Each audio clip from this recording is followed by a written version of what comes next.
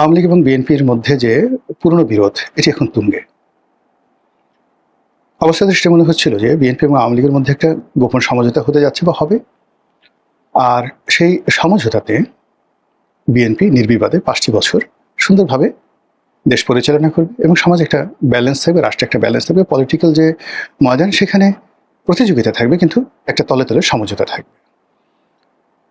পার্লামেন্টে যে ইসলামী দলগুলো রয়েছে, এনসিপি আছে, তারা তাদের কার্যক্রম চালাবে, কিন্তু কোনো অবস্থাতেই তারা যেন সরকারকে জিম্মি করতে না পারে। সেখানে পলিটিক্যাল যে ভারসাম্য, সেই ভারসাম্য রক্ষা করার জন্য আওয়ামী লীগ দায়িত্ব পালন করবে, আর তার প্রেক্ষিতে ধীরে ধীরে ধীরে ধীরে আওয়ামী লীগকে নর্মালাইজ করার জন্য সরকার সর্বরকম ছাড় দিবে আস্তে আস্তে, যেন লোকজন মন্দও না বলতে পারে, আওয়ামী লীগকে পুনর্বাসন করা হয়েছে এই ধরনের বদনাম দিতে না পারে। এরকম একটা চাণক্য নীতি বর্তমান সরকার গ্রহণ করেছে বা করবে, এরকম একটা আশা ছিল। 2 নম্বরে যে জিনিসটা ছিল সেটা হলো বাংলাদেশে যেটিকে বলা হয় দক্ষিণপন্থী রাজনীতি, যেটিকে বলা হয় ইসলামী রাজনীতি, যেটিকে বলা হয় উগ্রপন্থা রাজনীতি, যে যাই বলুক না কেন, এটি সেই পাকিস্তান জমানা থেকে বাংলাদেশে এটি বেড়ে চলছে। এটা কোনো জমানাতে কমেনি, বরং পাকিস্তানে কমিউনাল রাজনীতি কমেছে, সেখানে অনেকটা লিবারেল রাজনীতি শুরু হয়েছে। কিন্তু বাংলাদেশ এবং ভারতে এই মুহূর্তে পৃথিবীর সবচেয়ে কমিউনাল রাজনীতি বলতে যেটি বোঝায়, সাম্প্রদায়িক যে রাজনীতি বলতে যেটি বোঝায়, সেটি এখন সর্বোচ্চ পর্যায়ে ভারতে এবং দ্বিতীয় পর্যায়ে বাংলাদেশে। ভারতে উগ্রবাদী হিন্দুত্ববাদ এখন রীতিমতো গ্লোবাল হেরিটেজে পরিণত হয়েছে। এরকম একটা হিন্দু রাষ্ট্র, রাম রাজত্ব রামের জমানাতেও ছিল না। এরকম একটা হিন্দু রাষ্ট্র শিবাজির যে জমানা গুজরাটে, সেই দাক্ষিণাত্য বা গুজরাটে যখন শিবাজি, শম্ভুজি, শাহাজি এই 3টা জেনারেশন এলাকা শাসন করেছেন, তখনও এইরকম উগ্র হিন্দুত্ববাদ ছিল না। গত 14-15 বছর ধরে ভারতে এইভাবে যেভাবে বিস্তার লাভ করেছে। আবার ধরুন বাংলাদেশে কোরআন ভিত্তিক একটা রাষ্ট্র হবে, একটা খিলাফত হবে, শরিয়া আইন চালু হবে, মেয়েরা ঘরে থাকবে, জান্নাতে যাইতে হবে,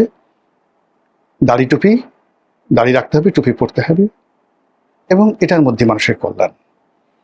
এই বিষয়গুলো এই বাংলাদেশে এখন 18 কোটি মানুষের মধ্যে যত লোক বিশ্বাস করে, এত লোক পৃথিবীর সৃষ্টি হওয়ার পর থেকে কোনো সাম্রাজ্যে, কোনো দেশে, কোনো রাষ্ট্রে কখনো এত সংখ্যক বিশ্বাসী ছিল না যারা কোরআন, হাদিস, ইজমা, কিয়াসের উপর আস্থা স্থাপন করেছে। যেমন ধরুন বাদশাহ হারুন আর রশিদ, তার অর্ধ দুনিয়ার মালিক ছিলেন। লোক সংখ্যা কত ছিল? বড় জোর 10 কোটি। আর এই 10 কোটি লোকের মধ্যে মাত্র 8% লোক ছিল মুসলিম। কাজেই ওখানে ধর্মভিত্তিক, ইসলাম ভিত্তিক একটা সমাজ চিন্তা করার মতো 5 লাখ লোক ছিল না। আচ্ছা, সুলতান সুলেমান অর্ধ দুনিয়ার মালিক ছিলেন, ইউরোপ এবং আমেরিকার মিলে। ইট ওয়াজ এ ইসলামিক কান্ট্রি। লোক সংখ্যা ছিল কত? 24 থেকে 25 কোটি। এই সাম্রাজ্যে মুসলিমের সংখ্যা ছিল 15 থেকে 20%, আর বাকি খ্রিস্টান, অন্যান্য ধর্মাবলম্বী তারা ছিলেন। ইস্তানবুল নগরীতে মানে মুসলমানদের সংখ্যা 50% ছিল না, কনস্টান্টিনোপলে ছিল না। তো কাজেই একটা ইসলামিক রাষ্ট্র গঠিত হোক, এটা সুলতান সুলেমানের জমানাতে 10 লাখ লোক চিন্তা করতেন না। আফগানিস্তানে এখানে ইসলামিক একটা রাষ্ট্র রয়েছে, কিন্তু অবাক হয়ে যাবে যে আফগানিস্তানের লোকজনের যে চিন্তা চেতনা, আধুনিকতা, এটা আমাদের সাথে অনেক অনেক বেশি। সেখানে তাদের মোট জনগোষ্ঠীর 25%ও এরকম ইসলামী এমিরেটসের কথা চিন্তা করছে না। সেম পাকিস্তান। ভারতের কথা তো বললাম যে ভারত এখন হিন্দু রাষ্ট্রের কথা, 140 কোটি যদি লোকজন থাকে, 140 কোটির মধ্যে বড় জোর ধরেন 20 থেকে 25 কোটি লোক ডাইভার্টলি, সেখানে কংগ্রেস আছে, অনেকগুলো আছে, নট মোর দেন 25 কোটি লোক এইভাবে ডাইহার্টেডলি হিন্দু রাষ্ট্রের কথা চিন্তা করছে না। কিন্তু বাংলাদেশে 18 কোটি মুসলমানের মধ্যে জামাতের সমর্থক আছে 2 কোটি। এরবারে অন্যান্য সব মিলিয়ে যদি আপনি ধরেন অ্যাট লিস্ট 5 থেকে 6 কোটি লোক, 5 থেকে 6 কোটি লোক মনে প্রাণে তারা বিশ্বাস করছে যে তারা একটা এমিরেটস গঠন করবে, তালেবানি রাষ্ট্র গঠন করবে, শরিয়া ভিত্তিক শাসন করবে, এবং এর মধ্যেই মানুষের কল্যাণ, কোরআন, হাদিস, ইজমা, কিয়াস। এই 5 থেকে 6 কোটি লোক, এটাকে আপনি কিভাবে মোকাবেলা করবেন? এটা তো বাস্তবতা। এই ব্যালেন্সটি রাখার জন্য, এটাকে মোকাবেলা করার জন্য যে পলিটিক্যাল একটা উন্মুক্ত ময়দান দরকার ছিল, সেই ময়দানে যখন রুই মাছ থাকে, বোয়াল মাছ থাকে, অমুক জিনিস থাকে, ইভেন অনেক মাছ আছে, বোয়াল মাছ, অনেক মাছ আছে যে মাছগুলো অনেক মাছ খেয়ে ফেলে, সাপ খেয়ে ফেলে। সাপে মাছ খায়, কিন্তু অনেক মাছ আছে যে মাছগুলো আস্ত সাপ গিলে খেয়ে ফেলতে পারে।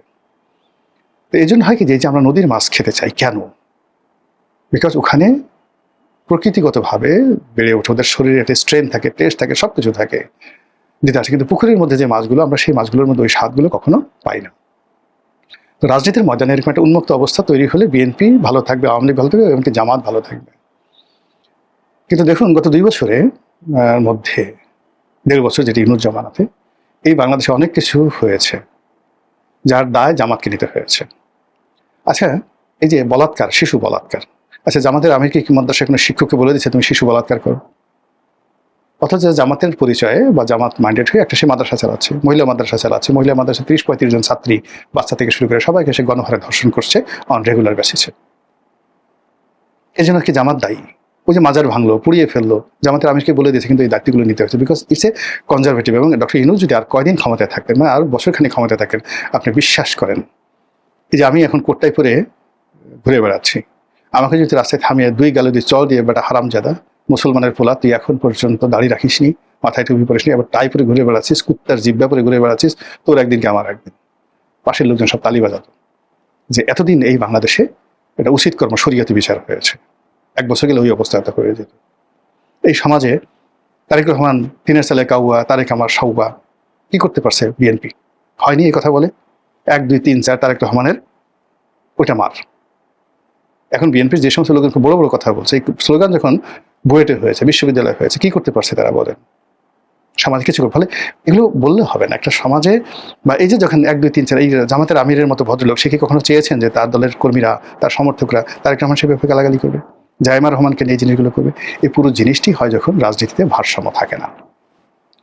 এনিওয়ে, তো সেই কারণে রাজনীতির ভারসাম্যতে বিএনপি, আওয়ামী লীগ, সমস্ত রাজনৈতিক দলগুলো থাকবে, এরকম যারা আশা ভরসা করেছিলেন, এমনকি আওয়ামী লীগের লোকজন যারা এই আশা করে জামাতকে নিয়ন্ত্রণ করার জন্য বিএনপির সঙ্গে হাত মিলিয়েছেন, বিএনপিকে ভোট দিয়েছেন, তারা এখন নিজের কান নিজেরা মলছেন। তারা এখন মনে করছেন ভুল হয়ে গেছে, আমাদের ভুল হয়ে গেছে। ফলে তারা হঠাৎ করে যদি এই অবস্থাতে সেই মামুনুল হকের সাথে বিএনপির পরিবর্তে আওয়ামী লীগের সম্পর্ক হয়ে যায়, চরমোনাইয়ের সাথে সম্পর্ক হয়ে যায়, জামাতের সাথে আওয়ামী লীগের সম্পর্ক হয়ে যায়, এবং প্রত্যেকটা জায়গাতে যদি তাদেরকে ধরেন হান্নান মাসুদ হাতিয়াতে ছাড় দিয়ে দিল, হাসনাত আবদুল্লাহ সে ছাড় দিয়ে দিল কুমিল্লাতে, জামাতের আমির যারা যারা যেখানে যেখানে আছে, মিরপুরে জামাতের লোকজন স্টপ হয়ে রইল, বিএনপির তো ওখানে কোনো সংগঠন নাই, তুলি ওখানে গেছে, সাজু ওখানে বসে আছে, গুলশানে আওয়ামী লীগ যে মিছিল করে বলেন তো কে ওখানে ঠেকাবে? রামপুরাতে যদি আওয়ামী লীগ মিছিল করে, নাহিদের পক্ষে সম্ভব না, কে ঠেকাবে বলেন তো? ফলে রাজনীতির যে ময়দানগুলো না, এটা পুরোটাই নিয়ন্ত্রণহীন, ভারসাম্যহীন হয়ে পড়েছে। এটা সরকার বুঝতে পারছে। সেই বুঝতে পারার পর তারা যেটা করছে, তারা যেমন প্রথমে মনে করেছিল জামাত তাদের বড় শত্রু, তারা জামাতকে গুতগুতি করেছে, গুতগুতি করে জামাতকে এমন একটা জায়গায় ফেলে দিয়েছে, জামাতের সঙ্গে আবার বন্ধুত্ব করবে। জামাত এখন মানে দরকার হলে রয়্যাল বেঙ্গল টাইগারের কি বিশ্বাস করবে, তার সঙ্গে ঘর করবে, সুন্দরবনে গিয়ে দেখা হলে বাঘের কামড়ে মরবে, কিন্তু বিএনপির কামড়ে মরতে তারা এখন নারাজ। বিএনপি তার যে বিশ্বাস, জামাতের সাথে বিশ্বাসটা হারিয়ে ফেলেছে। এনসিপির সাথে তাদের যে যোগাযোগ হয়েছিল বিভিন্ন সময়টাতে, সেখানে মাহফুজ বলেন, আসিফ মাহমুদ সজীব ভুঁইয়া বলেন, মানে বিএনপি সবার সঙ্গে তো তাদের, এনসিপি সবার সঙ্গে তাদের যোগাযোগ হয়েছিল, অন্তত পক্ষে 50 জনের মধ্যে। দেখেন বিএনপির প্রোটোকল পেয়ে, সাহায্য পেয়ে এনসিপি দাঁড়াতে পেরেছে, বা এনসিপি প্রাণান্ত চেষ্টা করেছিল জামাতের পরিবর্তে বিএনপির সাথে সমঝোতা করার জন্য, হয়নি। ইভেন মামুনুল হকেরা চেয়েছিল, চরমোনাই পীর সাহেবরা চেয়েছিল, কেউ হয়নি। ফলে এই পুরো রাজনৈতিক অঙ্গনে, সেটা মাহমুদুর রহমান মান্না বলেন, অন্যান্য যারা বলেন, পুরো রাজনীতির যে অঙ্গনটা, এটা বিএনপি বলতে গেলে বন্ধহীন হয়ে গেছে, বিশ্বাসহীন হয়ে গেছে। সরকারের এই অল্প সময়তে মেজর কোনো বিরোধ নেই, কিন্তু বাইরে যে আওয়াজগুলো হচ্ছে সেই আওয়াজগুলো সরকার শুনতে পাচ্ছে না। এগুলো এক। দ্বিতীয়ত হলে এই নির্বাচন কেন্দ্রিক সময়ে শেখ হাসিনাকে নিয়ে, আওয়ামী লীগকে নিয়ে, রিফাইন্ড আওয়ামী লীগকে নিয়ে, আওয়ামী লীগের পুনর্বাসন নিয়ে যে সকল কথাবার্তা শোনা যাচ্ছিল, এর পুরো জিনিসটা এখন বুমেরাং হয়ে পড়েছে। সরকার আওয়ামী লীগকে জামাতের সাথে এখন ভয়ঙ্কর মনে করছে, বিশ্বাস করছে না। আওয়ামী লীগ এটাকে একটা বিশ্বাসঘাতকতা মনে করছে, যে আমাদের সাথে তোমাদের কথা হয়েছিল। আপনি ধরুন 2018 সনের ইলেকশনে একটা সমঝোতা হয়েছিল, বিএনপিকে 80 থেকে 90টি সিট দেওয়া হবে, কিন্তু পরিবেশ পরিস্থিতির কারণে শেখ হাসিনা করেননি বা পারেননি, হোয়াট এভার মেবি, পুরো জিনিসটি এলোমেলো হয়ে গেছে। বেগম জিয়াকে মুক্তি দেওয়ার কথা ছিল, তো এই জিনিসগুলো তারেক রহমান সাহেবকে না হলে তারেক রহমান সাহেবের স্ত্রী, তার সন্তান, তাদেরকে রাজনৈতিকভাবে পুনর্বাসন করার একটা সমঝোতা হয়েছিল। কিন্তু 2018 সালে সেই রাতের ভোটের ইলেকশনে যে তাণ্ডবের ফলে যা কিছু হয়েছে, এটা কিন্তু আজকের পরিণতি আওয়ামী লীগের ক্ষেত্রে ঘটেছে। আবার এই যে তারেক রহমান সাহেবের আশা, নির্বাচনে জয়লাভ করা, ক্ষমতা গ্রহণ করা, এর পেছনে আমেরিকা, দিল্লি এবং আওয়ামী লীগের যে বিশ্বাস ছিল, নেগোসিয়েশন ছিল, কমিটমেন্ট ছিল, কথাবার্তা ছিল, পুরো জিনিসটি একেবারে পচে গলে দুর্গন্ধ হয়ে পড়েছে। এর ফলে কি হলো, যখন এরকম একটা পরিস্থিতি হয় তখন সবাই হার্ড লাইনে যায়। এর প্রেক্ষিতে ভারত হার্ড লাইনে চলে গেছে। You are not trust of the man. ফলে সীমান্তে আপনি গন্ডগোল দেখতে পাচ্ছেন। তারেক রহমান সাহেবকে এখন আর ভারতকে আহ্বান জানাতে হচ্ছে না। এর প্রেক্ষিতে আমেরিকা হার্ড লাইনে চলে গেছে। তাদের কোনো প্রতিনিধি, কোনো গুরুত্বপূর্ণ ব্যক্তি বাংলাদেশে আসছে না। বাংলাদেশের কোনো গুরুত্বপূর্ণ ব্যক্তিকে, ব্যবসা প্রতিষ্ঠানকে, নেগোসিয়েশনকে আমেরিকার সঙ্গে হচ্ছে না। শুধুমাত্র চুক্তিটা হয়ে গেছে, সেই চুক্তির প্রেক্ষিতে তাদের যা যা দরকার সেটা করে কুল্লো খালাস যাও, এখন দেখি তুমি কয়দিন থাকতে পারো। এই গেল আমেরিকা। আওয়ামী লীগ প্রথম কয়েকদিন শেখ হাসিনা তারেক রহমান সম্পর্কে কোনো বাজে কথা বলেননি, এখন বলা শুরু করেছেন। বেগম জিয়া সম্পর্কে, বিএনপি সম্পর্কে, শহীদ জিয়া সম্পর্কে কোনো কথা বলেননি। এখন আবার সেই সংসদে ওনাদের যখন ক্ষমতা ছিল, যে ভাষায় কথা বলতেন তার চেয়ে আরও নোংরা ভাষায় কথা বলা শুরু করেছে। ছাত্রলীগ এখন যেভাবে মিছিল করছে, যুবলীগ যেভাবে মিছিল করছে, এই মিছিল করার কথা ছিল না। তারা তাদের অফিসে বসতো, তারা তাদের মতো কাজ করতো, কিন্তু এখন তারা মিছিল করছে এবং তারা মনে করছে যে তারা এখন সোজা আঙুলে ঘি উঠবে না, আঙুল বাঁকা করে ঘি উঠাতে হবে। এবং এই আঙ্গুল যে বাঁকা করবে, এতে মন্ত্রী এমপিদের যতটা না ক্ষতি হবে, আমাদের সাধারণ আমজনতার তার চেয়ে বেশি ক্ষতি হবে। এজন্য আমেরিকা, দিল্লি আর আওয়ামী লীগ যুগপৎভাবে সরকারের বিরুদ্ধে তারা যে সকল জিনিস করার চেষ্টা করছে, মহড়া দিচ্ছে, যা কিছু করছে, এজন্য এই মুহূর্তে সরকারের হাতে বিকল্প আর কোনো ওয়ে নাই সতর্ক হওয়া ছাড়া, আর মানে হার্ড যেটা আইরনি, নিষ্ঠুর হওয়া ছাড়া। এবং সেই কাজটি সরকার তারা করছে। তারা আওয়ামী লীগকে এখন আর কোনো ছাড় দেবে না, রাষ্ট্রশক্তিকে সর্বোচ্চ ব্যবহার করবে। এবং তার প্রেক্ষিতে আওয়ামী লীগের যে জন্মদিন, প্রতিষ্ঠা বার্ষিকী 23শে জুন, এটাকে কেন্দ্র করে সারা বাংলাদেশে ধরপাকড় চলছে। এলাকাতে ব্লক রেড দিয়ে কোথায় কোথায় আওয়ামী লীগের লোকজন আছে তাদেরকে খোঁজা হচ্ছে। এটা পুরনো একটা কৌশল। এই কাজটা সরকার করছে, তারা আওয়ামী লীগকে আর কোনো ছাড় দেবে না। ভালো কথা। এরবারে শেখ হাসিনার ব্যাপারেও দেখা গেল যে তাকে ফেরত আনা, তাকে বিচার করা, তাকে নেতৃত্ব রাখা বা বিকল্প যে জিনিসগুলো শেখ হাসিনা কেন্দ্রিক চিন্তা ভাবনা সরকার কাছ থেকে আশা করা হয়েছিল, সেটাও বুমেরাং। অর্থাৎ তারেক রহমান সাহেব ইন পার্সন শেখ হাসিনাকে একচুল ছাড় দিতে রাজি হবেন বলে আমার কাছে মনে হচ্ছে না। ফলে সরকার এবং বিএনপির মতো একটা দল, তারা যুগপৎভাবে রাষ্ট্রশক্তি ব্যবহার করে আওয়ামী লীগের বিরুদ্ধে চলে গেছে। শেখ হাসিনাকে একচুল ছাড় দিবে না তারেক রহমান, গুরুত্বপূর্ণ তথ্য দিল গোলাম মোহাম্মদ রনি।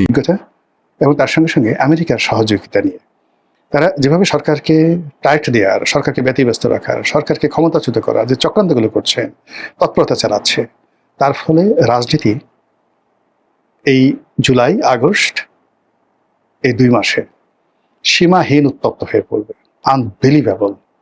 আর সেপ্টেম্বরে গিয়ে একটা সেবে চলে আসবে। কাজে সাধু সাবধান। আল্লাহ আমাদের সবাইকে নিরাপদ রাখুন, হেফাজত করুন, ভালো রাখুন, এই দোয়া করছি। আসসালামু আলাইকুম রহমতুল্লাহি ওয়া বারাকাতুহু।